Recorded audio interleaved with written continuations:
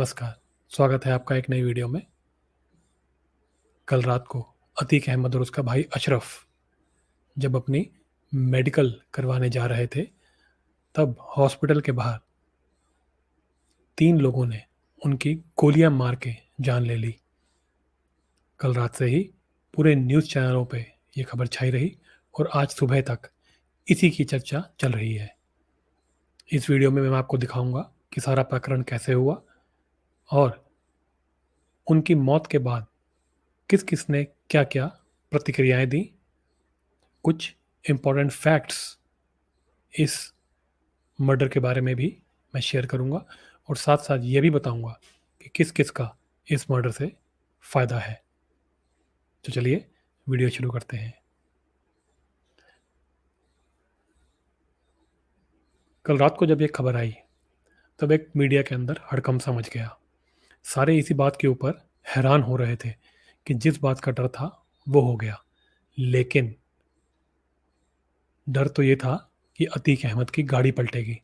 लेकिन गाड़ी तो पलटी नहीं, किसी ने उनकी कनपटी पे बंदूक लगा के पॉइंट ब्लैंक से उनको मार गिराया और इसी तरह उनका भाई जो उनके साथ खड़ा था, उसको भी मार गिराया।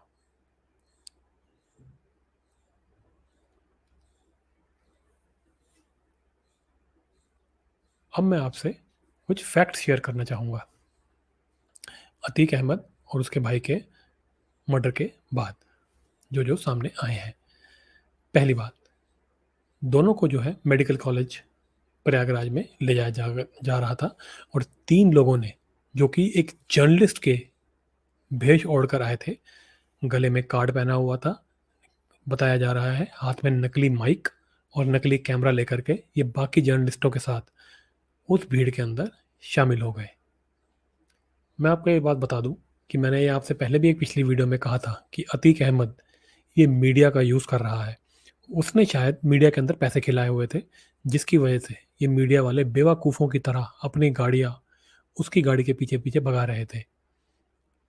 एक तो ऐसा प्रकरण हुआ कि अतीक अहमद पेशाब करने के लिए नीचे उतरा और ये लोग अपना कैमरा लेकर के उसके पीछे खड़े हो गए कि जैसे पता नहीं अतीक अहमद क्या कर रहा है। ये जो पीछे भाग रहे थे, संभवतः इसका रीज़न यही था कि ये चाहते थे कि गाड़ी ना पलटे, इसलिए अतीक अहमद की ये सुरक्षा कवच बन के, एक बॉडीगार्ड बन के उनके पीछे-पीछे चल रहे थे। अतीक अहमद एक जर्नलिस्ट का खूब इस्तेमाल कर रहा था। वो सत्ता तक, यानी कि यूपी की सरकार तक अपने मैसेजेस मीडिया के थ्रू पहुँचाया जा रहा था। जैसे-जैसे प्रकरण बढ़ रहा था, अपने बेटे के एनकाउंटर से 1 दिन पहले उसने योगी जी तक ये मैसेज पहुँचाया कि जी वो मिट्टी में मिल चुके हैं, अब उनके बीवी और बच्चों को परेशान ना किया जाए। उससे पहले वो कह चुका था कि हम नहीं डरते। फिर ये कह दिया कि बीवी और बच्चे को परेशान ना किया जाए और बाद में बोला कि जी हम तुम्हारे को छोड़ेंगे नहीं, जब उसका बेटा मारा गया। ये उसने ये बात पुलिस वालों को कही थी। ये सारी बातें ये मीडिया के थ्रू हमारे को परोसी जा रही थी। तो कहीं न कहीं अतीक मीडिया का इस्तेमाल कर रहा था। उन्हीं का वेश धरकर, उन्हीं के जैसा कैमरा और माइक पकड़ के वो उस भीड़ में आए और अतीक जब एक सेलिब्रिटी की तरह बयान दे रहा था, वो और उसका भाई, तब कनपटी पे बंदूक लगा के उन्होंने उसका मर्डर कर दिया। दिल दहला देने वाली तस्वीरें आई हैं और उनके कनपटी पे और पेट में गोलियां लगने के बाद भी वो काफ़ी देर तक उनको गोलियां मारते रहे और लोग इधर-उधर भागते रहे। और अगला पॉइंट आप सुनिए कि जो 3 लोग पकड़े गए, उन्होंने उन्होंने क्या कहा है? उन्होंने कहा है कि we wanted to kill Atiq Ahmad and his brother Ashraf with the aim of completely wiping off the Atiq Ashraf gang and making a name for ourselves. ये कह रहे हैं कि हम चाहते थे कि इनका जो पूरा अतीक और उसका भाई जो अशराफ है, उसका जो पूरा गैंग है, हम इसको पूरा खत्म कर देना चाहते थे, उजाड़ देना चाहते थे और अपने लिए नाम करना चाहते थे। इसलिए इन्होंने अतीक को मारा है। ये एफआईआर में लिखा गया है। अब ये खबर सुबह तक आ चुकी है, लेकिन इसमें कितना सच है और कितना झूठ, ये आने वाला समय बताएगा। अभी ये एफआईआर के अंदर खबर आई है।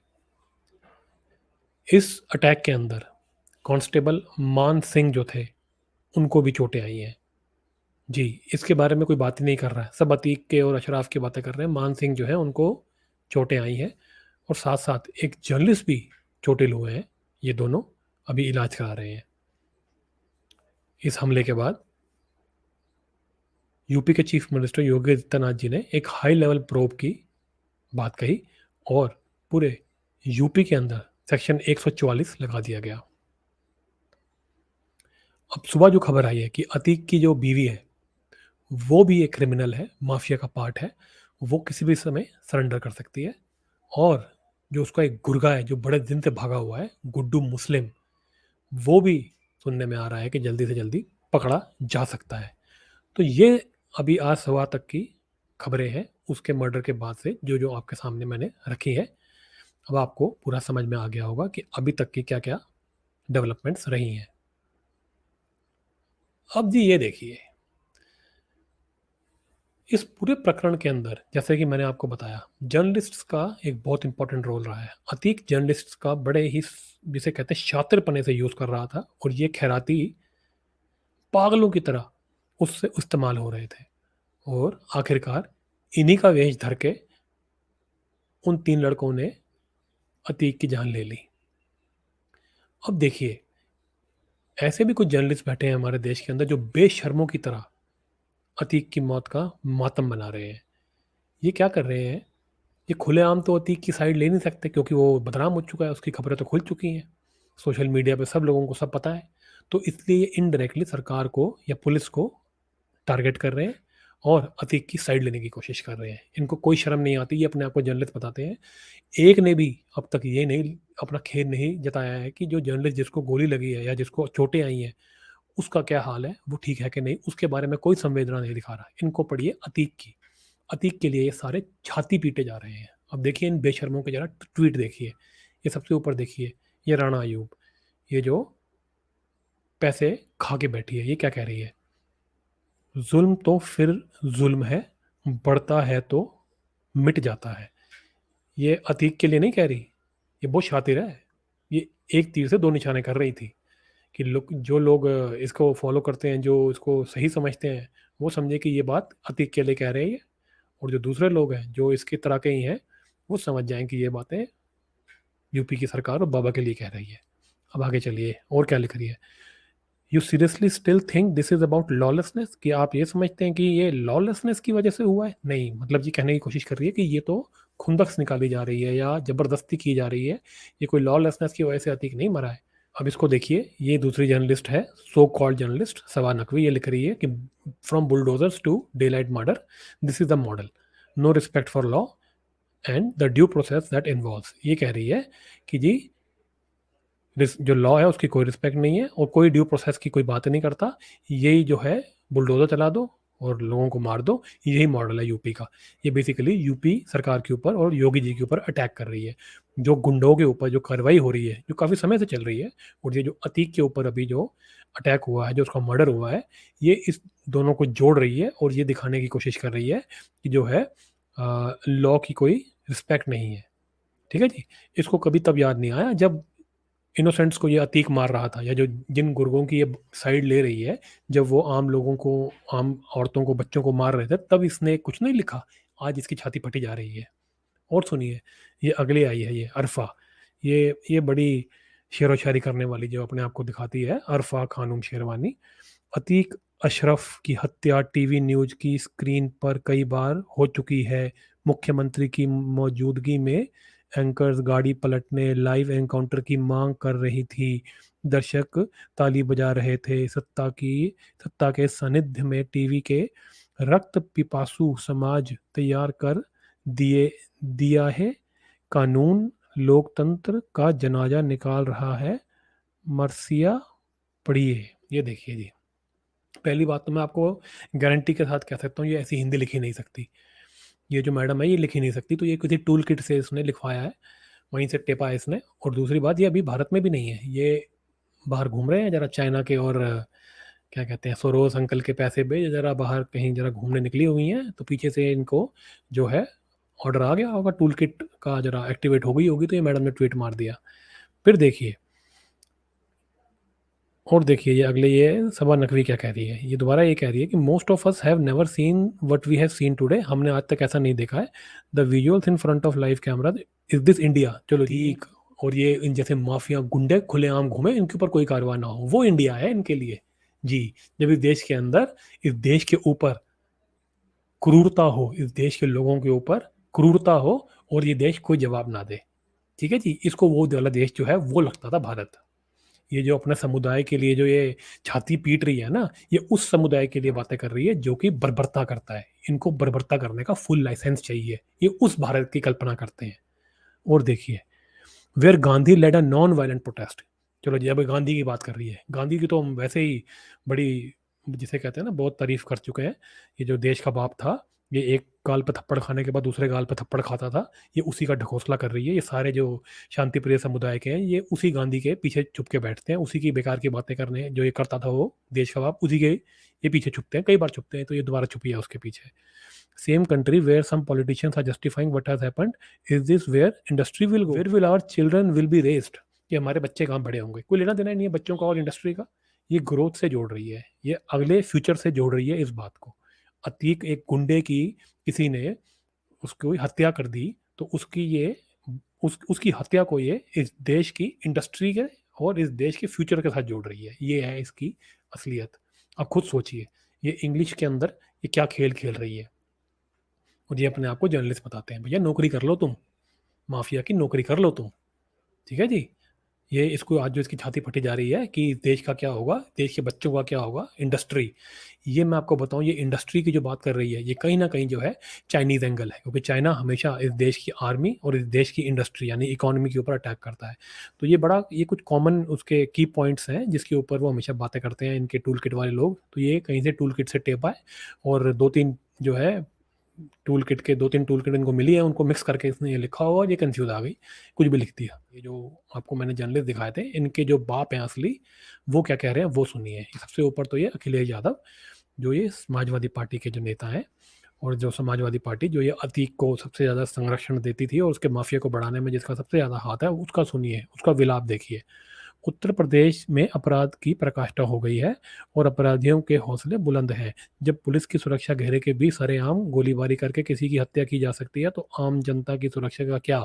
इससे जनता के बीच भय और का वातावरण बन रहा है। ऐसा लगता है कि कुछ लोग जानबूझकर ऐसा वातावरण बना रहे हैं। चलिए जी, पहली बात तो जनता बहुत खुश है, तो जनता के बीच में कोई भय नहीं है, जनता तो बहुत खुश हो रही है इस बात से, और योगी बाबा की तारीफ चल रही है, और हर अलग अलग स्टेट से लोग कह रहे हैं कि हमें भी योगी बाबा चाहिए। तो ये बकवास करनी बंद करो कि लोगों के अंदर डर है, ठीक है जी। और ये बोल रहा है अपराधियों के हौसले बुलंद हैं, ये जिन्होंने मारा है उनको अपराधी बता रहा है, लेकिन जिसको मारा गया है अतीक अहमद को, उसको नहीं बता रहा अपराधी है। हाँ जी, उसको तो है, उसकी तो बात ही नहीं कर रहा। एक अपराधी को और अपराधियों ने मारा है, पूरी बात बोलो ना, क्योंकि वो अपराधी है लेकिन उसकी साइड लेनी है, तो उसको अपराधी नहीं कहना। तो दूसरों को कह रहा है कि जी वो अपराध करके चले गए, और जो है, जो यूपी के लोग हैं वो डरे हुए हैं। कोई नहीं डरा हुआ जी, सब खुश हैं।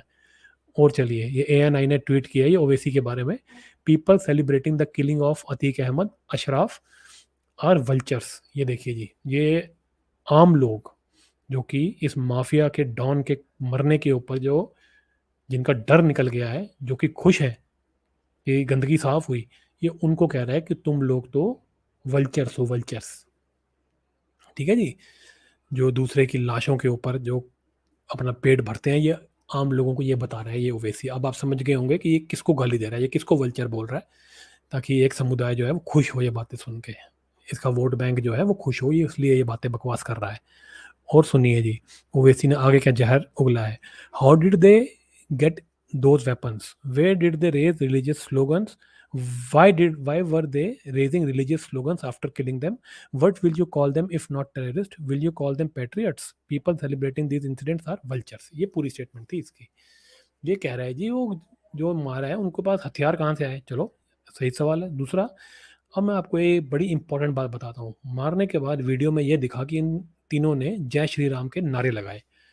अब देखिए, ये बहुत बड़ी एक साजिश भी हो सकती है, क्योंकि आपको याद होगा कसब जब आया था इंडिया के अंदर, जो 2008 में मुंबई के ऊपर अटैक हुआ था, तब कसब ने जब मारा था तो उसके हाथ में कलावा बंधा हुआ था, और ये कांग्रेस पार्टी थोड़े दिनों के बाद ये प्रेस कॉन्फ्रेंस करके कह रही थी कि आरएसएस ने करवाया है, ये हिंदुओं की साजिश थी, जबकि बाद में पता लगा सब पाकिस्तान से किया जा रहा था, क्योंकि कसब जिंदा पकड़ा गया था। तो ये उसी तरह की साजिश भी हो सकती है, जिसके अंदर मारने के बाद इन्होंने जय श्री राम के जानबूझ के नारे लगाए। ठीक है जी। तो ये उस तरह की एंगल हो सकता है, लेकिन ओवैसी को पहले से कंफर्म है कि ये तो जी जानबूझ के नारे लगाए गए, नारों का नाम नहीं ले रहा, क्योंकि ये इसको पता है अगर ये पूरी बात बोलेगा जो ये बोलना चाहता है तो इसको जूते पड़ रहा है। अगर आप वो उनको टेररिस्ट नहीं बोलोगे तो क्या बोलोगे, वही एजेंडा कि हिंदू जो है वो टेररिस्ट है, ये वो बात कर रहा है। ठीक है जी। लेकिन खुले से नहीं बोल रहा है, क्योंकि इसको डर लग रहा है। ठीक है जी। आप इनको पैट्रियट बोलोगे, ये आम लोगों को टेररिस्ट बोल रहा है, आम हिंदुओं को, और आम हिंदुओं को ये कह रहा है कि तुम राष्ट्रवादी हो। ये होते हैं राष्ट्रवादी, ये राष्ट्रवादियों को भी टेररिस्ट बोल रहा है। ठीक है जी। और चलिए, आप वल्चर तो बोल ही दिया था इसने, मैंने आपको पहले बता ही दिया था। अब चलिए जी, अब आगे पप्पू पिंकी। ये पप्पू पिंकी का ट्वीट रिट्वीट कर रहा है, आजकल फंसा हुआ है तो इतना समय नहीं मिला होगा कि ट्वीट करे। तो पिंकी क्या लिख रही है, हमारे देश का कानून संविधान से लिखा गया है, ये कानून सर्वोपरि है, अपराधियों की कड़ी से कड़ी सजा मिलनी चाहिए, मगर देश का कानून के तहत मगर देश के कानून के तहत होनी चाहिए। किसी भी सियासी मकसद के कानून के राज और न्यायिक प्रक्रिया से खिलवाड़ करना या उसके उल्लंघन करना हमारे लोकतंत्र के लिए सही नहीं है। ये लोकतंत्र की दुहाई देने लगते हैं, इनको तो पता नहीं लोकतंत्र याद कैसे आ जाता है। वैसे ये जो है अपने चाइनीज़ के अपने जो एक इनका एनजीओ है राजीव गांधी फाउंडेशन, उसके अंदर चाइना से पैसे खा के बैठे हैं, लेकिन बाकी सब कामों में इनको देश याद आ जाता है, इनको डेमोक्रेसी याद आ जाती है। तो यहाँ पे डेमोक्रेसी वही अतीक की जो है इनडायरेक्टली साइड लेनी है और सरकार पे अटैक करना है। गांधी परिवार का नौकर है मल्लिकार्जुन खड़गे, ये क्या लिख रहा है, वही संविधान की बातें कर रहा है कि देश का संविधान उन लोगों ने बनाया है जो आज़ादी के लिए लड़े थे, हमारा इसी संविधान और कानून को सर्वोच्च स्थान प्राप्त है, इसे इससे खिलवाड़ करने की अनुमति किसी को ना दी जा सकती है, अपराधी की सजा का फैसले का अधिकार न्यायपालिका का है। ये यही कह रहे हैं जी, न्यायपालिका का है जी अधिकार, तो किसी और कोई उसकी सजा नहीं दे सकता। ये बेसिकली जो लोग हैं जो कि इस माफिया के मरने से खुश हैं, ये उनको सुना रहा है कि तुम क्यों, क्योंकि वो इनको वोट नहीं देते तो उनको सुना रहा है। अगर वो लोग इनको वोट देते होते तो ये इनके लिए कोई ये अतीक वतीक मर जाए इनको कोई फर्क नहीं पड़ता, ये कहता जी सही कर रहे हैं जो कर रहे हैं, या चुप बैठते। लेकिन क्योंकि आप इनको वोट नहीं देते तो आपको गालियां निकाल रहे हैं। सीताराम येचुरी, ये देखिए जी कम्युनिस्ट क्या कह रहा है, jungle raj under BJP, Yogi government in UP, its USP encounter killing and bulldozer politics and patronizing criminals, enforce rule of law, apprehend perpetrators and punish them stringently। ये ज्ञान दे रहा है। ठीक है जी। और ये कह रहा है कि जो इनकाउंटर किलिंग हो रही है, बुलडोजर चल रहा है, जो क्रिमिनल्स के साथ कह रहा है, ये इल्जाम भी लगा रहा है कि क्रिमिनल्स के साथ ये सरकार बैठी हुई है, बकवास, कुछ नहीं, कोई सबूत नहीं, कोई कुछ नहीं, बट एक समुदाय को जो है खुश करने की भी कोशिश कर रहा है ये, अपने उसके अंदर काम ही यही है कम्युनिस्टों का। तो अब ये देखिए कपिल सिब्बल, ये कांग्रेस से लात मारा हुआ, ये कह रहा है 2 मर्डर हुए यूपी में, एक अतीक अहमद और उसके भाई का, और दूसरा रूल ऑफ लॉ का। ये लॉ के, ये सब लॉ के पीछे पड़े हैं, लॉ के आड़ लेकर के ये सरकार पे और योगी जी पे अटैक कर रहे हैं। मैंने आपसे डिस्कस कर लिया कि ये जर्नलिस्ट जो हैं, जो सो कॉल्ड जर्नलिस्ट हैं, ये किस तरह की हरकतें कर रहे हैं, और ये पॉलिटिशियंस कैसी निचली स्तर की राजनीति पे उतरे हुए हैं। ये सब के सब लॉ का सहारा लेके उसकी आड़ में ये सरकार की जो है, सरकार के ऊपर अटैक कर रहे हैं। ठीक है जी। और ये सिर्फ सरकार पे नहीं, ये उन लोगों पे भी अटैक कर रहे हैं, आम हिंदुओं पे भी अटैक कर रहे हैं जो कि देश के अंदर सरकारों को चुन रहे हैं। देखिए आम आदमी जो है वो बिल्कुल इससे खुश है, वो ये जानता है कि ये एक बहुत बड़ा माफिया था, और वो ये मानता है कि इस माफिया के साथ जो हुआ वो सही हुआ। ठीक है जी। अब आते हैं हम टेक्निकल एस्पेक्ट्स पे कि क्या सरकार की इसमें कोई गलती है। तो हाँ, सरकार को इनको प्रोटेक्शन देनी चाहिए थी, ऐसा नहीं होना चाहिए था। जो लॉ एंड ऑर्डर है वो सरकार की जिम्मेवारी है, और इन दोनों को बचाना चाहिए था, और जो कोर्ट से इनको सजा मिलती उस सजा को ही इनको देना चाहिए था। ये बात में कोई डाउट नहीं है। लेकिन ऐसा नहीं है कि इस तरह की वारदातें पहले नहीं हुई हैं। इस देश की एक प्रधानमंत्री अपने ही सिक्योरिटी गार्डों वाला द्वारा मारी गई हैं, और अमेरिका के अंदर भी ऐसी घटनाएं हुई हैं, उनका खुद का एक प्रेसिडेंट, वो भी ऐसे ही अपने ही लोगों द्वारा मारा गया था। बहुत सिक्योरिटी थी लेकिन वो फिर भी मारा गया था। हमारे आसपास के जो मुल्क हैं उसके अंदर भी ऐसी घटनाएं होती रही हैं। तो ऐसा नहीं है कि ये कुछ पहली बार हो रहा है, लेकिन हाँ, ये एक गलती है और इसके ऊपर पूरी जांच होनी चाहिए। अब बात करते हैं जी योगी जी की। योगी जी ने पार्लियामेंट में कहा था माफिया को मिट्टी में मिला देंगे। लोग जो हैं वो योगी जी से बहुत खुश हैं। वो इस बात से बहुत प्रसन्न है कि योगी जी इस माफिया को जड़ से खत्म कर रहे हैं। योगी जी की जगह जगह जय जयकार हो रही है और बाकी स्टेट्स के अंदर भी लोग कहते हैं कि हमें योगी जैसा चीफ मिनिस्टर चाहिए। तो योगी जी जो कह रहे थे वो कर रहे हैं, मिट्टी में माफिया को मिला रहे हैं। अब चलिए जी, अब आते हैं अपने इस प्रेजेंटेशन के आखिरी सेगमेंट में, जिसमें हम डिस्कस करेंगे कि इससे सबसे ज़्यादा फायदा किसको हो रहा है। ठीक है जी। तो देखिए जी, अब आया है सबसे पहला पॉइंट, आईएसआई, पाकिस्तान और चाइना। जी देखिए, इस पूरे मर्डर के अंदर सबसे ज़्यादा फायदा इनका हो सकता है। जी हाँ। अब आप सोचेंगे कि इसके अंदर आईएसआई, पाकिस्तान का और चाइना का क्या कनेक्शन है। देखिए, पाकिस्तान और चाइना का जो है वो तो कनेक्शन बिल्कुल सीधा सीधा है, मतलब एक दूसरे से ये जुड़े हुए हैं। पाकिस्तान तो एक भिखारी कंट्री है, लेकिन चाइना उसको पीछे से फंड करता है इंडिया पे अटैक कराने के लिए। हमारा दुश्मन असली चाइना है। तो ये जो आईएसआई और ये पाकिस्तान का जो अतीक के साथ कनेक्शन था, वो एक चार्जशीट के अंदर आज से 2 दिन पहले बाहर आ गया था।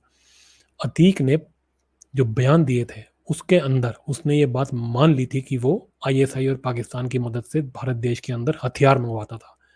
उसने ये भी कह दिया था कि वो सरकार की मदद करने के लिए तैयार है, इन लोगों को पकड़वाने के लिए और उनका पूरा का पूरा नेक्सस तबाह करने के लिए ये तैयार हो गया था। तो अगर देखा जाए तो सबसे ज़्यादा फ़ायदा तो आईएसआई, पाकिस्तान और चाइना का हुआ है कि उनका पूरा नेटवर्क एक्सपोज हो जाता और शायद इस देश के अंदर बहुत से नेता पकड़े जाते, ये पूरा गैंग भी पकड़ा जाता और ये पूरा का पूरा नेक्सस नस्ता नाबूद कर दिया जाता। तो ये सबसे बड़ा फ़ायदा आईएसआई, पाकिस्तान और चाइना का हुआ है। पहला ये संभावना है। दूसरी संभावना है इंडियन पॉलिटिशियंस। समाजवादी पार्टी के ऊपर पूरे इल्ज़ाम लगते हैं कि इन्होंने अतीक अहमद की पूरी मदद करी है और उसको, जिसे कहते हैं, खूंखार क्रिमिनल, आतंकवादी और माफिया बनाने में उनका बहुत बड़ा हाथ है।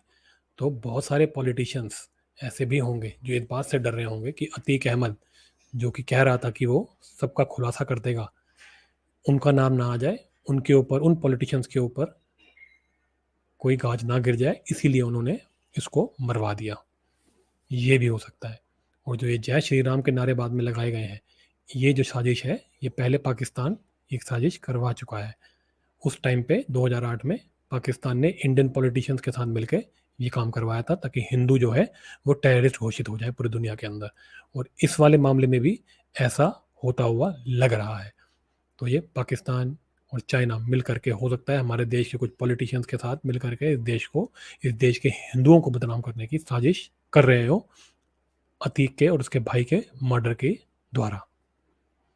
और अदर गैंग्स, ये तो है नहीं कि अतीक अहमद और उसके भाई जो है ये इकलौते गैंग है, और भी गैंग है जो कि ये चाहते थे कि इसको मार करके अपना जो है वर्चस्व बढ़ाया जाए।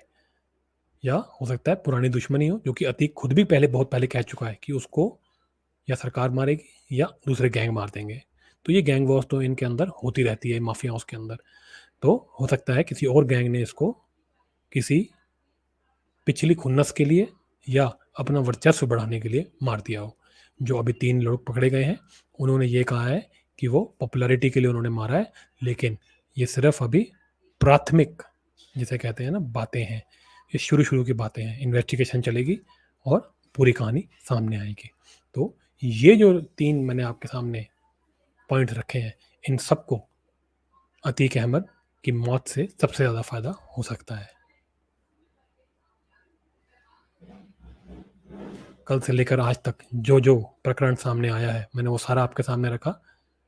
अगर आपको ये वीडियो अच्छा लगे तो इसको लाइक, शेयर और सब्सक्राइब जरूर करें।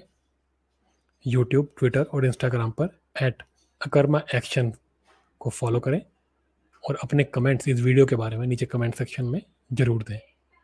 मिलते हैं आपसे नई वीडियो में। मैं नितिन, अकर्मा से।